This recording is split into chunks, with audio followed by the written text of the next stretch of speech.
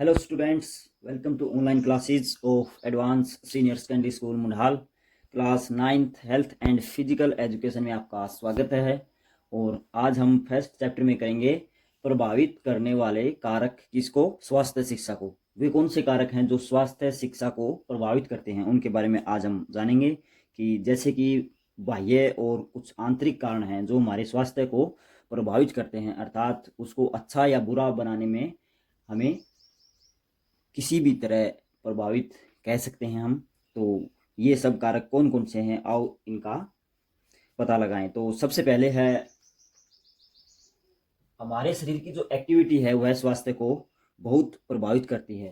तो मैं यहाँ पर लिखने जा रहा हूँ शारीरिक व्यायाम। जो एक्सरसाइज होती हैं वो अगर हम करते रहेंगे तो हमारा स्वास्थ्य अच्छा बना रहेगा। अगर हम कोई भी शारीरिक एक्टिविटी या एक्सरसाइज नहीं करते हैं तो उससे एक हमारे शरीर में जड़ता आ जाएगी और उस जड़ता के कारण हमारे शरीर में काफ़ी रोग होने की संभावना बढ़ जाती है। तो शारीरिक स्वास्थ्य को अच्छा करने में, कायम करने में और निरंतर सुधार की जो प्रक्रिया होती है उसमें व्यायाम बहुत ही सहायक है। दूसरा है अपना पॉइंट संतुलित भोजन। हम कैसा भोजन ले रहे हैं उसमें पूरे पोषक तत्व विद्यमान हैं, मिनरल्स, विटामिन्स, फैट, ये काफ़ी तरह के पोषक तत्व होते हैं जो हम भोजन के माध्यम से लेते हैं और उससे शरीर में बहुत सारी क्रियाएं उत्पन्न होती हैं और उससे हमारा शरीर सही बना रहता है। तो ये जो पोषक तत्वों से भरपूर अगर हम भोजन ले रहे हैं तो उससे हमारा स्वास्थ्य काफ़ी हद तक सही रहेगा। अगर हम सही खाना नहीं लेते तो स्वास्थ्य हमारा बिगड़ सकता है। आगे बढ़ते हैं। अच्छी आदतें,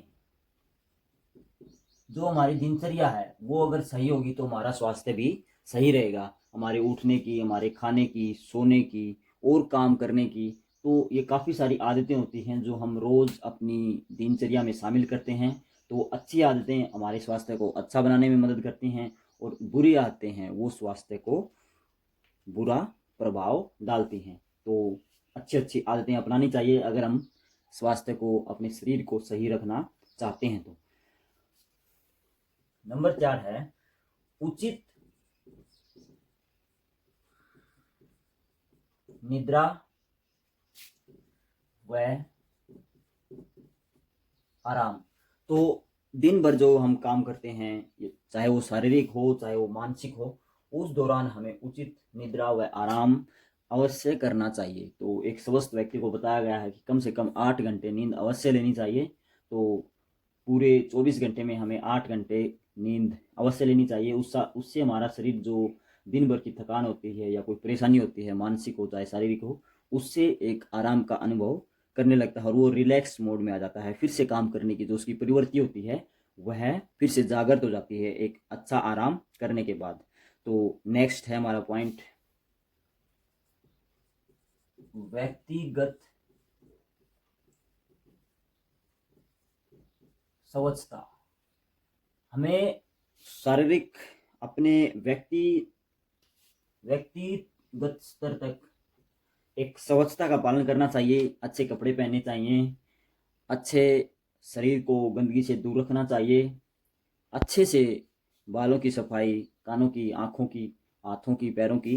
तो हमें व्यक्तिगत स्वच्छता की तरफ ध्यान देना होगा। अगर हम बाहर से कपड़े अच्छे पहनते रहें और कई दिन में नहाते हैं तो वह हमारे स्वास्थ्य को या हमें बीमार कर सकता है। तो काफ़ी कारण हैं जो व्यक्तिगत स्वास्थ्य के अंतर्गत आते हैं। तो व्यक्तिगत स्वास्थ्य के साथ साथ हमें स्वच्छता को भी बनाना पड़ेगा, तभी हम एक स्वस्थ शरीर या स्वस्थ जीवन शैली के साथ आगे बढ़ पाएंगे। नंबर 6 पॉइंट हम लिखेंगे, यह एक वातावरणीय कारक है कि वातावरणीय प्रभाव है हमारे आसपास। हम कैसी वायु में सांस ले रहे हैं, कैसे वातावरण में हम रह रहे हैं, हमारे आसपास कैसा माहौल है, गंदगी का माहौल है या साफ स्वच्छ माहौल है। तो मैं यहाँ पर लिख रहा हूँ स्वच्छ वायु। स्वच्छ वायु में अगर हम रह रहे हैं तो वह हमारे स्वास्थ्य पर पॉजिटिव इफेक्ट डालेगी, अच्छा इफेक्ट डालेगी। अगर हम धूल भरे या इंडस्ट्रियल एरिया जहाँ पर केमिकल्स या उनकी गंध आती रहती है या धुआं उठता रहता है वहाँ पर रहते हैं, तो वह हमें एक श्वास के साथ जो हम अन्य गैसें ले रहे हैं, जहरीली गैसें अंदर ले रहे हैं, तो वह एक रोग का कारण बन सकता है और उसके कारण हमारा स्वास्थ्य खराब हो सकता है। तो स्वच्छ वायु हमें काफ़ी हद तक प्रभावित करती है। इसके हम लिख देते हैं यह एक वातावरणीय प्रभाव है कि वातावरणीय प्रभाव और भी हो सकते हैं, स्वच्छ पानी, स्वच्छ हवा, तो यह आप लिख सकते हैं। तो मैंने स्वच्छ वायु लिखा है यहाँ पर केवल। तो यह एक वातावरणीय प्रभाव है जो हमें काफ़ी हद तक प्रभावित करता है। आगे बढ़ते हैं नंबर 7 पर। गर्मी व सर्दी का बचाव।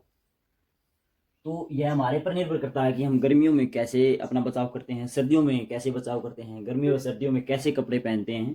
तो यह भी हमारे स्वास्थ्य को प्रभावित करता है। अगर हम सर्दी के मौसम में गर्मियों के कपड़े पहनकर खड़े हो जाएंगे तो वह हमें बीमार कर देगा, जिससे हमें ठंड लग सकती है सर्दियों में। अगर हम गर्मी के मौसम में सर्दियों वाले कपड़े पहनकर कहीं जा रहे हैं तो वह वैसे हमें तंग कर देगा, क्योंकि गर्मियों में वैसे पसीना आता रहता है और ऊपर से हम गर्म स्वेटर या कोट पहन डालकर जाते हैं गर्म वातावरण में, तो वह हमारे शरीर में काफ़ी एलर्जी या कोई त्वचा के रोग उत्पन्न कर सकता है और हमारे शरीर के तापमान को भी बढ़ा सकता है, जिससे हमें पसीना आएगा। और पसीने के दौरान अगर फिर से हमें कोई ठंडा पेय पदार्थ लेते हैं तो वह भी हमें गर्म सर्द, एक प्रकार से निमोनिया जिसको बोलते हैं, वह होने की संभावना बढ़ जाती है। तो गर्मी और सर्दी का हमें विशेष ध्यान रखना चाहिए। हम कैसे रहते हैं, अपने आसपास के वातावरण को देखकर हमें कपड़े भी बदलने चाहिए। आगे है नंबर 8 पर स्वास्थ्य जानकारी।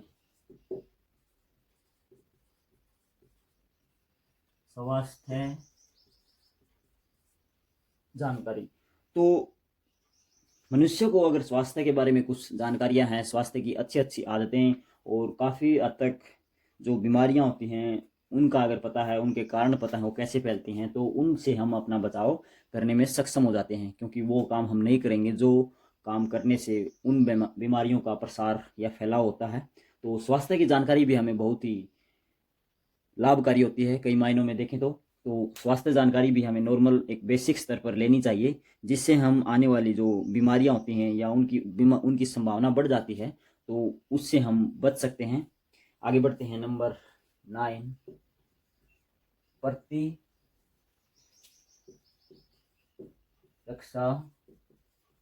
शक्ति, या इसको हम रोग प्रतिरोधक शक्ति भी बोल सकते हैं। यह हर शरीर में, हर मनुष्य के शरीर में अलग अलग हो सकती है।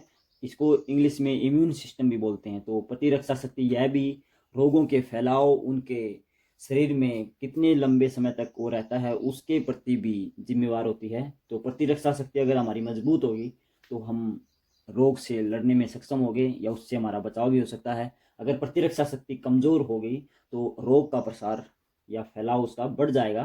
तो प्रतिरक्षा शक्ति भी हमारे स्वास्थ्य को काफ़ी हद तक प्रभावित करती है। तो जो भी फल फ्रूट होते हैं, कच्ची सब्जियां होती हैं, वो हमें खानी चाहिए और काफ़ी औषधीय चीज़ें हैं वो हमें लेनी चाहिए, जिससे हमारी प्रतिरक्षा शक्ति बढ़ जाती है। और कुछ एक्सरसाइज भी करनी चाहिए जिससे हमारा शरीर सही रहे, इम्यून सिस्टम बना रहे, तो हम रोगों से लड़ने में सक्षम रहेंगे। आगे बढ़ते हैं नंबर 10 और यह लास्ट पॉइंट है अनावश्यक चिंता व परेशानी। तो जो हम अनावश्यक चिंता या परेशानी अपने दिमाग में, अपने मस्तिष्क में बनाए रखते हैं, वह भी रोग का कारण बन सकता है। तो एक लंबे समय तक अगर हम किसी बारे में चिंता करते हैं तो वह तुरंत अपना प्रभाव नहीं डालती, बल्कि उसका एक लॉन्ग टर्म इफेक्ट होता है। काफ़ी लंबे समय बाद भी वह कोई मानसिक रोग या मानसिक बीमारी या कोई भी और जो शरीर में तंत्र हैं वो सही नहीं चलेंगे भविष्य में, तो उनका खतरा बढ़ जाता है। तो हमें अनावश्यक चिंता या परेशानी नहीं करनी चाहिए। चिंता किसी बात का हल भी नहीं होता। तो यह भी हमारे शरीर पर एक डायरेक्ट इफेक्ट डालता है, क्योंकि जो हम दिमाग से सोचते हैं वैसा ही हमारा शरीर बन जाता है। तो जब अनावश्यक चिंता और परेशानी आएगी तो दिमाग में भी उथल पुथल होगी और दिमाग का जो ऊर्जा है वो सही तरीके से कार्य नहीं करेगी, जिसके कारण हमारे शरीर पर भी इफेक्ट पड़ेगा। क्योंकि जो हार्मोन होते हैं जो शरीर में छोड़े जाते हैं, जिससे खाना पचता है, जिससे हम कोई एक्टिविटी करते हैं, जिससे जो कोई भी काम या क्रिया करने में हमारा मन लगता है, खेलों की तरफ हम आकर्षित होते हैं, अच्छा स्वभाव बना रहता है, वो सभी हार्मोन हमारे शरीर को नियंत्रित करते हैं इस मामले में। तो उन हार्मोन का सिस्टम भी गड़बड़ा जाएगा, जिस कारण हमारे शरीर को काफ़ी परेशानी झेलनी पड़ सकती है। तो अनावश्यक चिंता और परेशानी हमें नहीं करनी चाहिए, यह हमारे शरीर पर एक गलत प्रभाव डालती है। तो बच्चों, आज हमने स्वास्थ्य शिक्षा का अर्थ और महत्व, जो इसका फर्स्ट चैप्टर है, उसके बारे में, स्वास्थ्य शिक्षा को प्रभावित करने वाले कारकों के बारे में पढ़ा। तो आप इनको अच्छे से नोट करें, अच्छे से समझें। इसके अलावा भी अगर आपको कोई कारक नज़र आता है तो उसको भी आप अपनी तरफ से नोट कर सकते हैं। तो आज के लिए इतना ही। Thank you.